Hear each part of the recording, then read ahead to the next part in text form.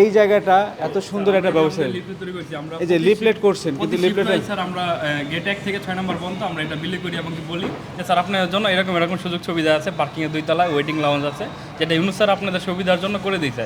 আপনাদের ফ্লাইট যখন 3-4 ঘন্টা ঢিলে বা 3-4 ঘন্টা পরে হবে, আপনারা দূর দূরান্ত থেকে আসছেন, তো আপনারা এখানে বিনা ফিতে আপনারা এখানে ওয়েটিং করতে পারবেন, নামাজ পড়তে পারবেন, আমাদের লাউঞ্জের সুবিধা আছে এবং কি আপনারা এসি ক্যান্টিনে বসে খাবার করতে পারবেন, তাও কি সুলভ মূল্যে, যেখানে আমরা কোনো ভ্যাট কোনো ট্যাক্স। কারো কি এখানে বসে থাকার কোনো লিমিট আছে?